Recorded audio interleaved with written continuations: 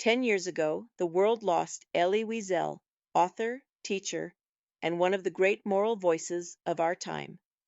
Each year on his Yahrzeit, the Israel Forever Foundation gathers to carry his echo forward, to remember, to bear witness, and to turn memory into purpose.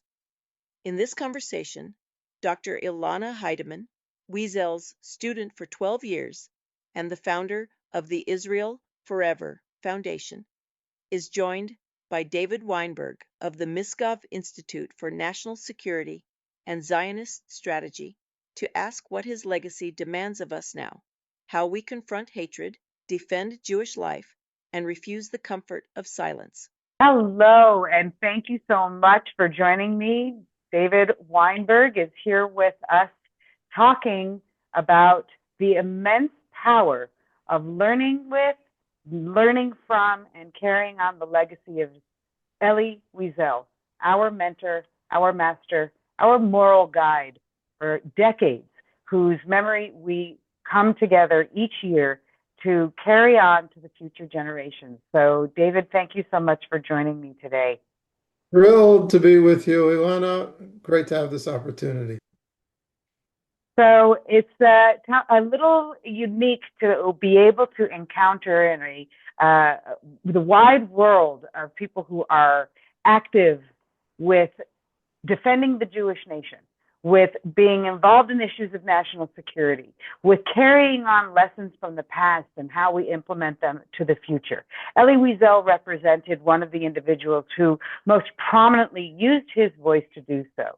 Having been a colleague of his for years, how do you carry on that legacy? Why don't you tell us a little bit about how you met Elie Wiesel and how that continues onward today? Happy to do so. I'll tell you two stories, Elana, that set the background.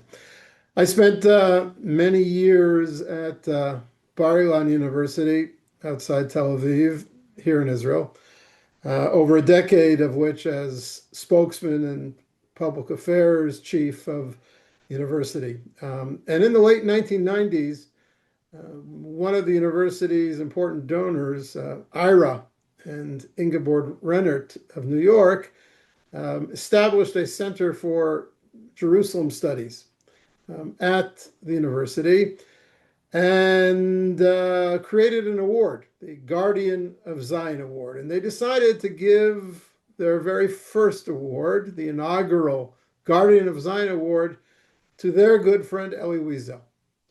And Elie flew into Israel with the Rennerts, and we had this grand event in the Tower of David in Jerusalem, in the courtyard of the Tower of David, in the evening. Beautiful, beautiful setting, very elegant. Dinner on different levels of the gardens of the Tower of David. I had the chance to invite many of my friends. And Elie Wiesel delivered, as you can imagine, a address that was both passionate about his love for Jerusalem and what Jerusalem and the state of Israel meant for him. But he also issued a very stark warning. And I remember this as if it was yesterday. He spoke about modern threats to the Jewish state. And he argued that calls to the destruction of Israel, which didn't start yesterday, are intrinsically linked to modern anti-Semitism. He had often expressed despair that the horrors of the Holocaust did not shame anti-Semites into silence. He used to say, and this wasn't the first time he said it, that he thought that anti-Semitism died in Auschwitz in 1945, but I was wrong. At that speech in the Tower of David, when receiving the Guardian of Zion Award, I think it was the first time that he used the phrase that and this is a phrase that has become known or associated with him, that the opposite of love is not hate, but indifference. And he argued that a society's apathy towards anti-Semitism allows hate to fester and paves the way to horrific atrocities. And Israel, as the Jewish state, was becoming the corporal Jewish people, and you couldn't distinguish between ancient anti-Semitism and the so-called new anti-Semitism, which is what Natan Sharansky later called it. It was a very stark speech. Back then, people didn't speak so, toughly about threats to Israel and anti-Semitism. Elie Wiesel was, as always, ahead of his time. As much as he looked back to the Holocaust, he also had a very clear vision of the present and the ways in which anti-Semitism were transfiguring or converting themselves into modern anti-Zionism and hatred for Israel. That's what I remember most strongly about that evening. Afterwards, as guests sort of were filing out, we had the chance to sit down at a table with some good wine, and we talked. And I knew, but he hadn't made the connection. I knew that he had known my father.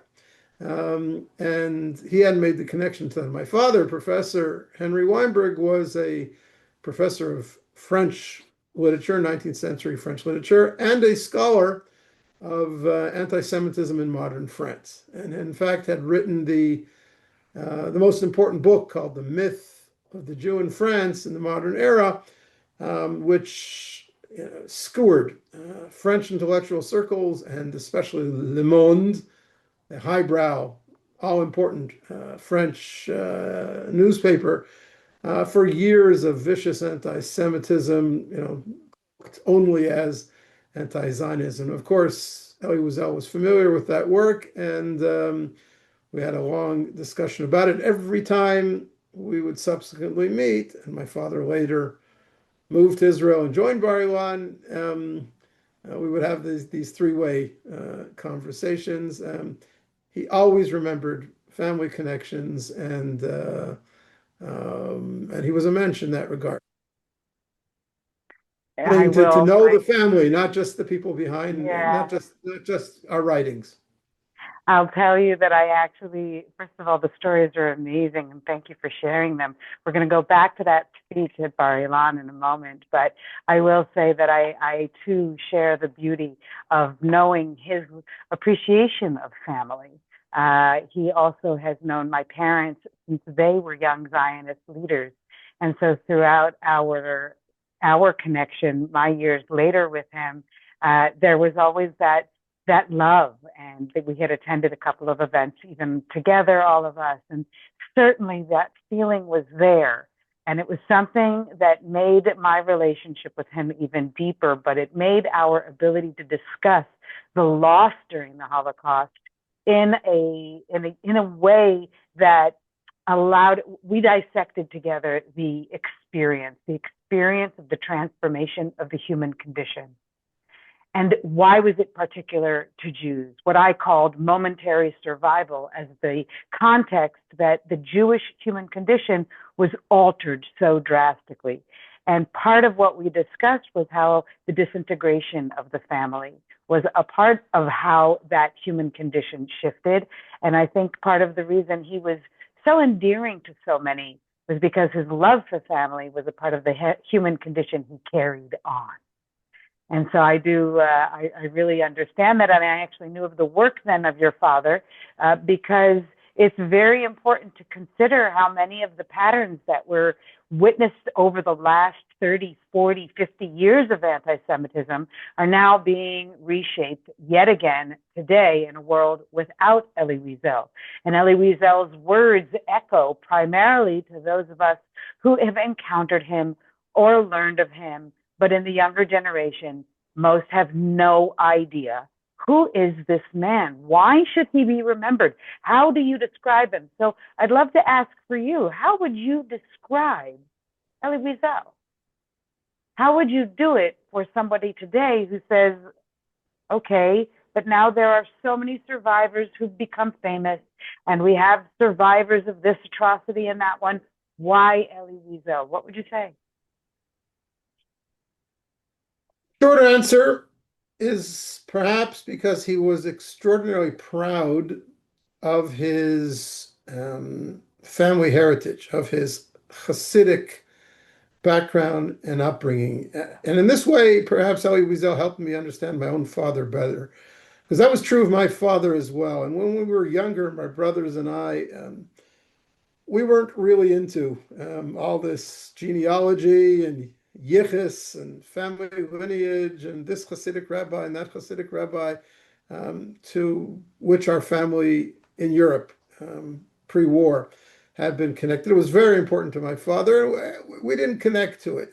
Elie Wiesel helped me understand why that was so important. We all know today, how important his background in Sighet in Hungary was to him. And later in life, we came to understand why that was so important to my father as well. There's a family story about a gravesite in Krakow pre-war, which I've written about, all of which is, as an adult today, has become part of my legacy or my family, my self-understanding, and I've tried to transmit it to my kids and grandkids as well. But it wasn't something that we were appreciative of growing up. Elie Wiesel helped me understand why that was so important.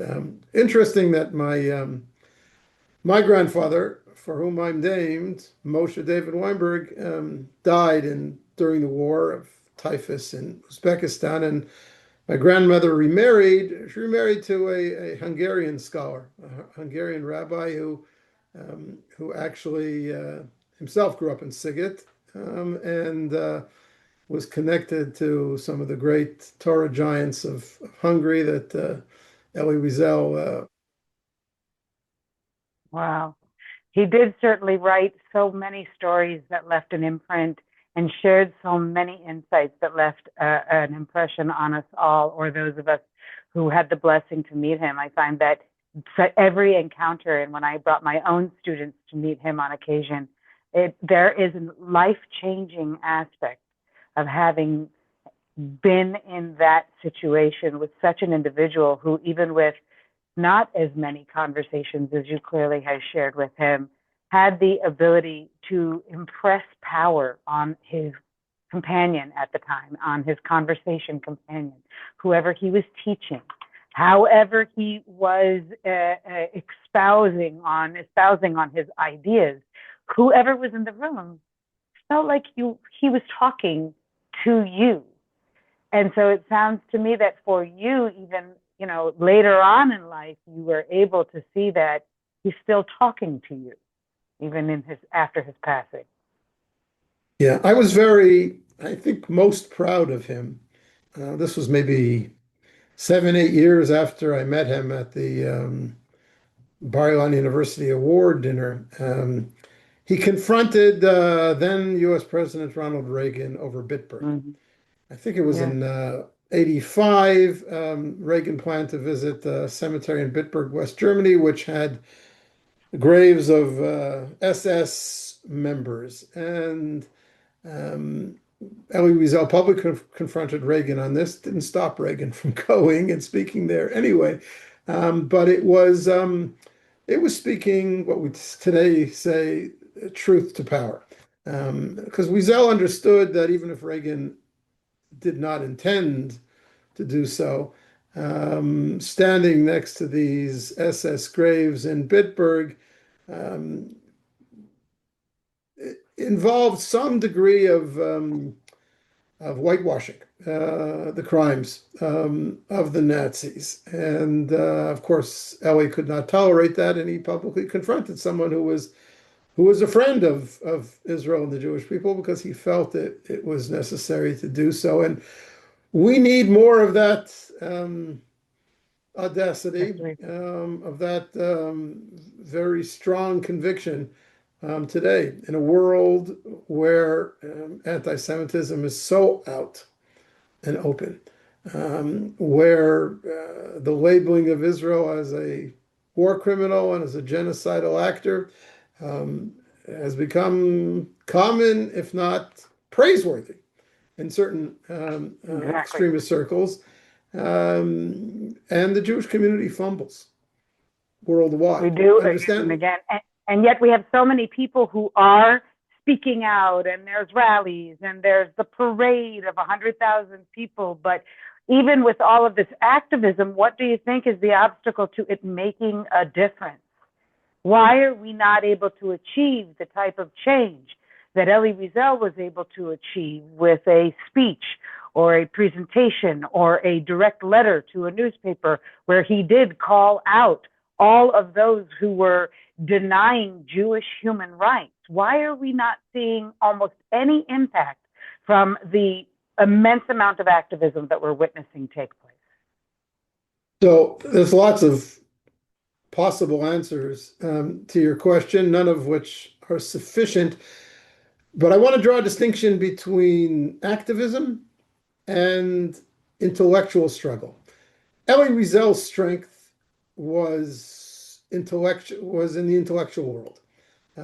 He was an academic, he was a thinker, he was a novelist, he was a writer, he was respected in the world of ideas, and that is the battlefield on which he played.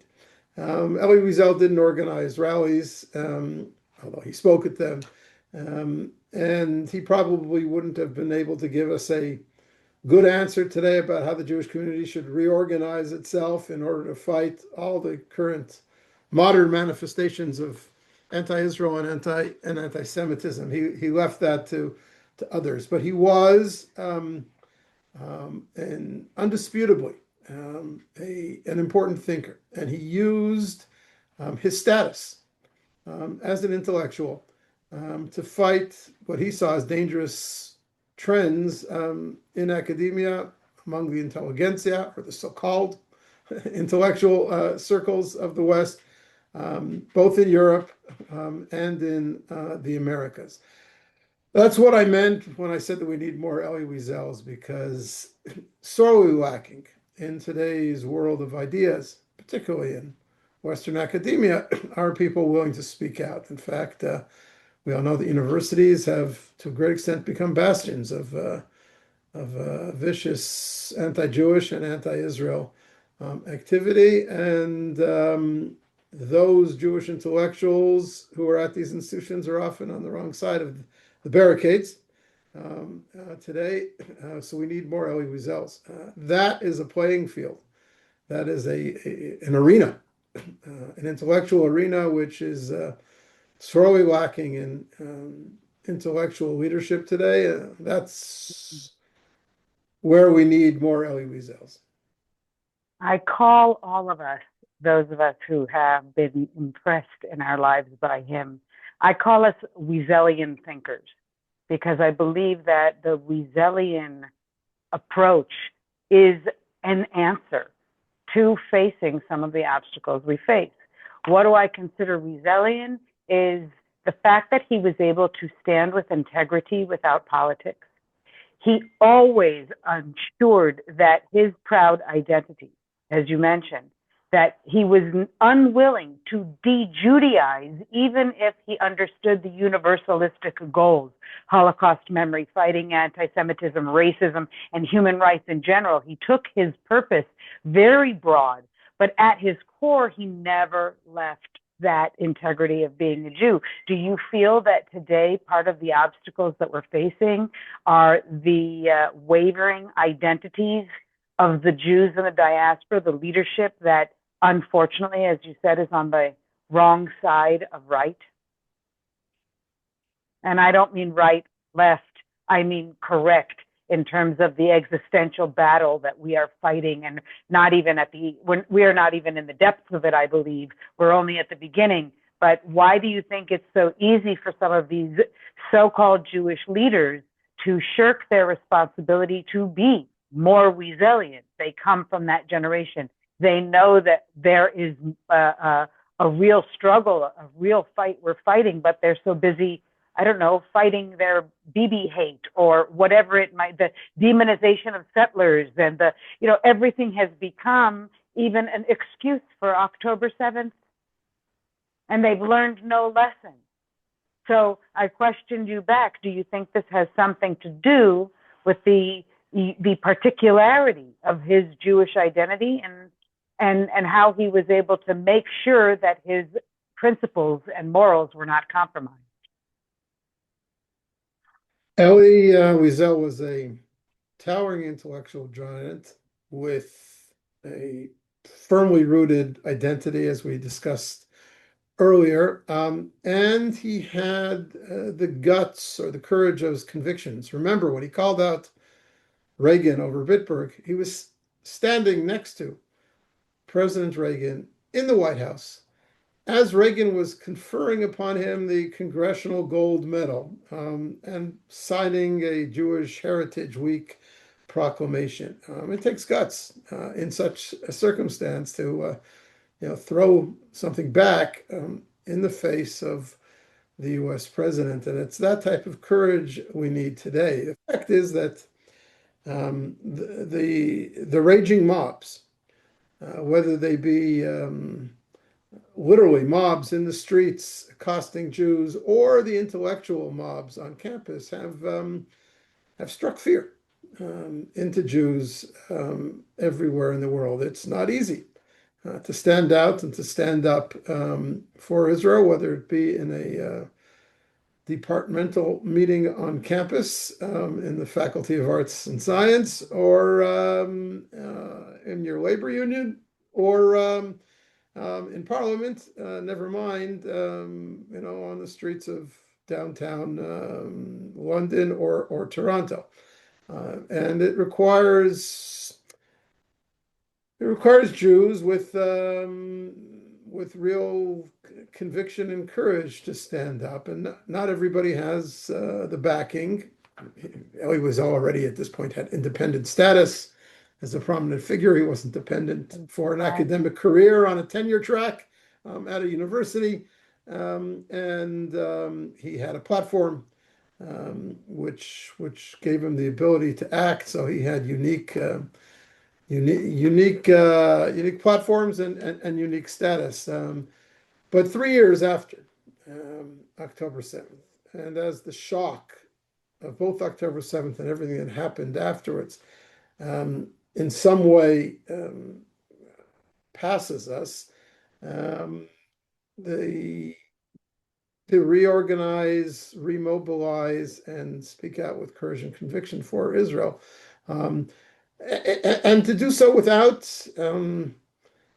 pussyfooting. Well, I don't really support this Israeli government, and of course I don't support Prime Minister Netanyahu, but that's a mistake. Everybody has their own opinions on the institution of one Israeli government or the next, and not everybody has to agree with every Israeli policy. But when Israel was under broad assault, literally physical assault on 7 fronts, and on what we now call the 8th front, which is the battles of public diplomacy and the intellectual battles that we've been discussing, you can't hide behind these type of caveats. And the minute you start distancing yourself from Israel, you open the door for the anti-Zionists and anti-Semites to barge in and undermine whatever it is you're trying to say. And you see it also in core statistics. Who is making the effort to visit Israel today? Yes, it's difficult. There aren't flights all the time. And the flights are very expensive, but getting past such technicalities, you don't see the masses of the Jewish people standing by Israel, by visiting Israel. We know that the numbers are way down, and it's certainly true in circles of academia and intelligentsia. Israel itself needs to put more effort into this. Bringing intellectual missions to Israel is critical. Not just birthright kids, right? Which is, and that will rebuild the intellectual underpinnings But for. but no, because we have a much bigger problem because they have provided intellectual underpinnings for complete libel, and no one seems equipped to be able to counter the libel of the genocide because they're not interested. You said that Elie Wiesel in that early speech. What was the year of the speech at Bar Ilan at the Guardian of Zion Award? 1997. Okay, so in 19, and I was, by the way, already in touch with him, working with him. So, I know this passion with which he always, spoke and addressed issues of Jew hatred, call it the name that you will. But I think that there's something to be said here for the fact that many Jews have become apathetic to the anti-Semitism because it has an excuse. The excuse is now Israel. The excuse is that Israel is genocidal, and they do not see that there's actually a genocidal attempt being taken on the Jews with Israel as the ploy, as the way to convince the Jews to be brainwashed towards their own destruction.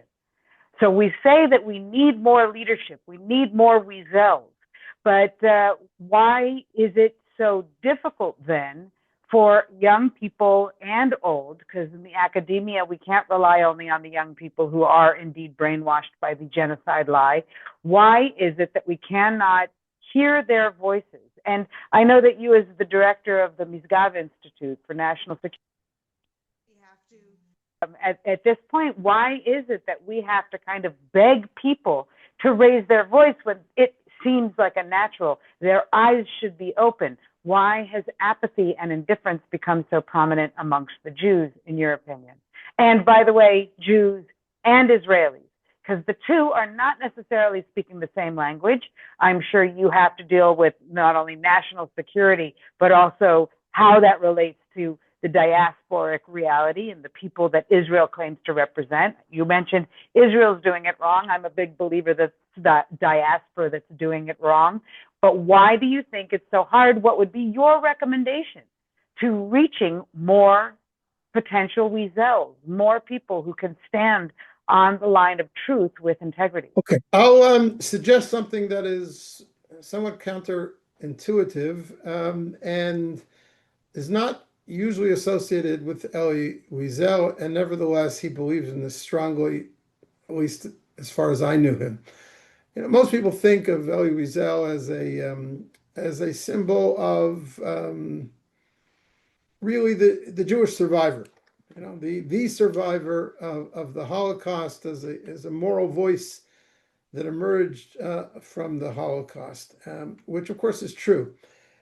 But Elie also believed that we needed to embrace Israeli strength and restore Jewish faith to Israel's diplomatic arsenal, match Israel's necessarily aggressive strategic and defense posture. And this is something that I've written about because 25 years of Oslo process, Oslo era Hasbara talking points have not worked. It's simply insufficient to explain Israel's security dilemmas or emphasize Israel's past and potentially future diplomatic generosity towards the Palestinians. What is needed, and Elie believed in this, was forthright talk about Israel's toughness, about Israel's ferociousness, the justified use of power to fight terrorism, to fight radical Islamic jihadism. Today, he would probably use the terms, like I do, of annihilationist Palestinianism.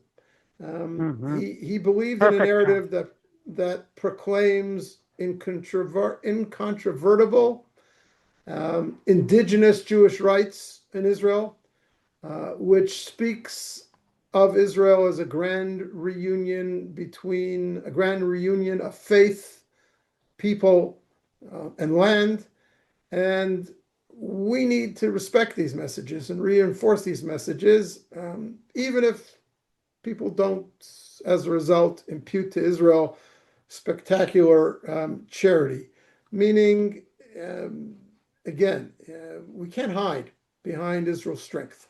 We try to hide behind Israel's strength, it won't work. And therefore, one of the commandments I believe in terms of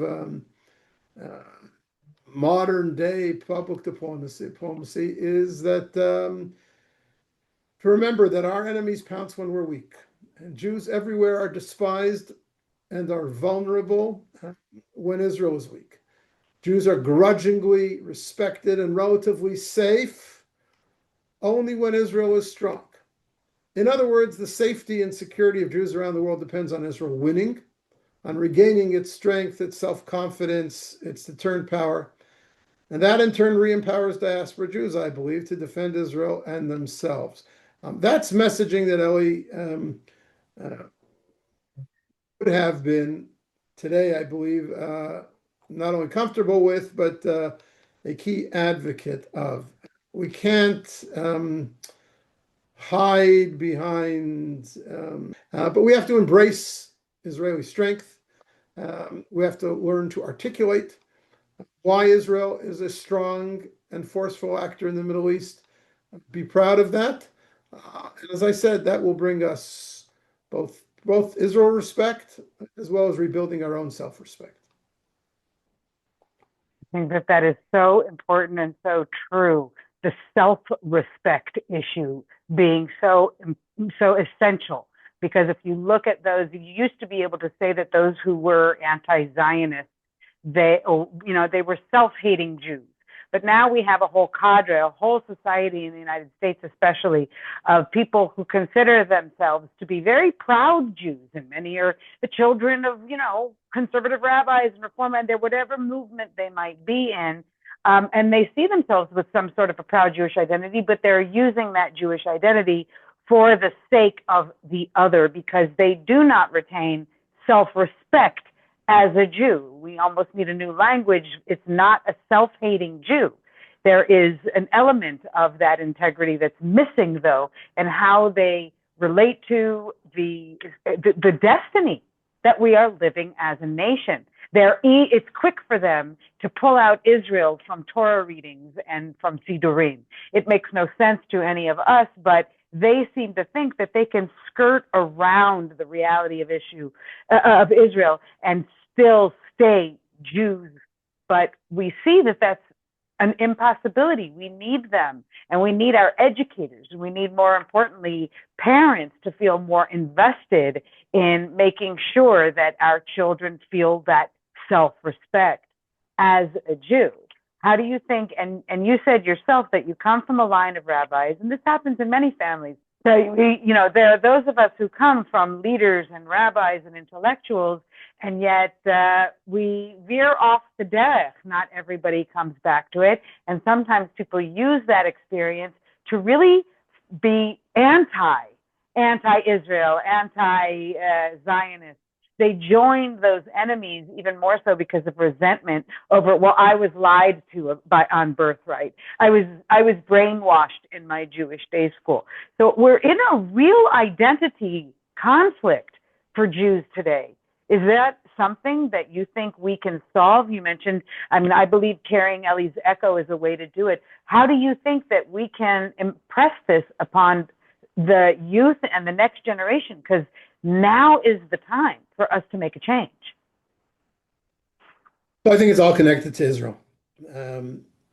As you may know, there's been a big debate in the global Jewish community over the last 10, maybe even 15 years about the role of the state of Israel in the struggle against anti-Semitism. And you have to remember, Israel itself has not always seen the struggle against global anti-Semitism as its fight.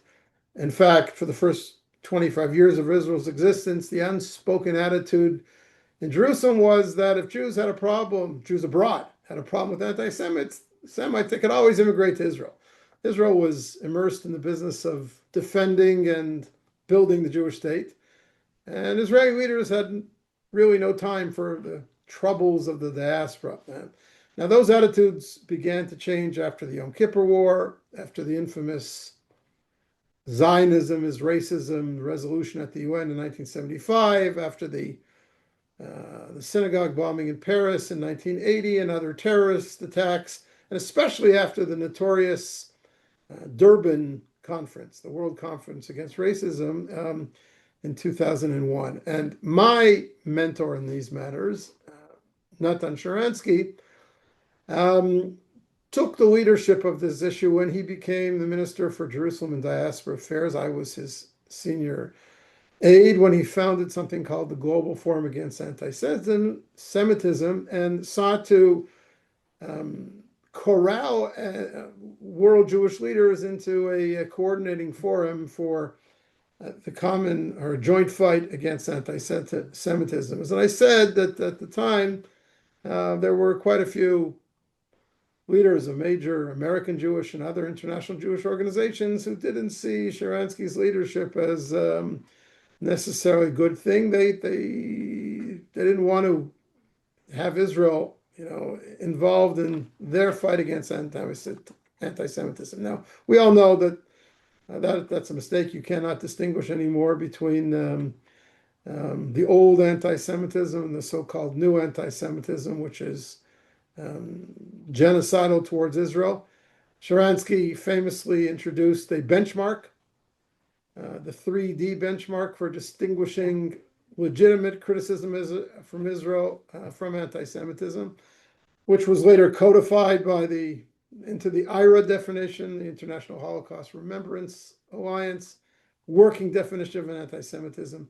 But even today, the battle over that exists. There are many human rights NGOs, such as Amnesty International and the World Council of Churches, and even left-wing academics who reject the IRA framework, claiming that it has a chilling effect on free speech and criticizing Israel. My point here is that Elie Wiesel was had a close relationship with Sharansky, and I don't think he was still around or active, or he may even have passed away by the time that Sharansky founded this global forum, but he was certainly supportive of the need for leadership in this regard and to bring the Jewish world together in combating anti-Semitism.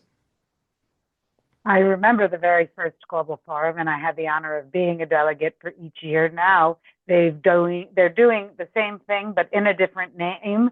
And it's, I would have to say, a lot less effective than I believe it was when we were meeting. I just yesterday found my notes from the Global Forum in 2009, and I was looking at all of this review of best practices and what should be done on campuses. And then you had the section on academia, and I remember being so passionate. And there we are in our meetings, and we were confident. 20 years later, almost, we are in a dismal situation, and the entirety of the Jewish world and the diaspora, you're right, not everyone is going to make Aliyah. Frankly, I don't think everybody should make Aliyah. We need to have strong Jewish communities all over, but we also have to be willing to see the writing on the wall and recognize that too many Jews are living under an illusion of safety, that if they distance themselves from Israel, or if they hide their identity, or if they just go with the flow of their communities and not really raise any issues, they will be able to remain safe. Do you think that this illusion of safety is something that can or should be shattered? Is it something that does protect Jews? And what can we do to help each other? Because I can understand, as somebody who's living in the land under war for 3 years, where diaspora people and friends have just disconnected. Immediately after October 7th, you never heard from anybody. So the illusion of safety within Israel and the illusion of safety outside of Israel, it's like we're in a battle almost with each other. How do we solve it? Let's take an example from just yesterday. Last night, Canadian Prime Minister Mark Carney gave a long-awaited speech on Canada's need to combat domestic anti-Semitism. Don't need to detail the statistics here, but anti-Semitism in expression and in violent action in Canada has exploded over the last 3 years, and Canadian Jews feel not only threatened but hounded out of public life and social spaces in Canada. And Carney finally gave a speech in which he promised to combat anti-Semitism in all sorts of ways and provide more security funding to the community and to toughen up hate crime laws and so forth and so on. The one word, which he never mentioned once in the course of a 30-minute plus speech, was Israel. He's not prepared to acknowledge that the fierce criticism of Israel that has been launched across public spaces in Canada and on campuses, and even in the criticism coming from his own government towards Israel, is a progenitor of anti-Semitism, is a cause of anti-Semitism. As a progressive leader, he's not prepared to acknowledge it. Now, that has been for years one of the problems with anti-Semitism activity. Mostly, in many places, it was focused on the far right European political figures and fundamentalist Christian leaders and so on. But there are hard discussions that need to be started on how to confront progressivism that has fallen captive to anti-Semitism, and how to curtail radical Islam that fuels anti-Semitism in otherwise calm Western countries such as Canada. Carney, of course, did not mention radical Islam and the radical Islamic forces in Canada in his speech last night either. And of course, he threw in the usual platitudes about equally combating Islamophobia, as if There's there's any always a moral comparison. equivalency. Mm-hmm. Yeah, that's almost become standard throwaway language, and that's an outrage, because to compare the two is in a way a denial of the ferocity, intensity of anti-Semitism as a unique and threatening issue, blended in Yes, with but all sorts of other right. intolerances and And you hatreds. can excuse it away. You're certainly diluting the Yeah. severity of the challenge when it comes to confronting anti-Semitism. But is that illusion of safety that diaspora Jews are living under, is it dangerous to their existence? Is there a bigger threat coming? Canada, the United States, France, England, Australia, you name it. We've even got now new problems with Poland, and we've got each country raising its voice, Spain, you name it. The illusion of safety still continues amongst diaspora Jews who believe that they will be able to somehow be okay. Do you agree? Is it a false flag? And what should we do to help the Jews of the world? I'm not prepared to throw in the towel. I don't think that diaspora Jews should throw in the towel. I doubt there are too many Jews in the diaspora today.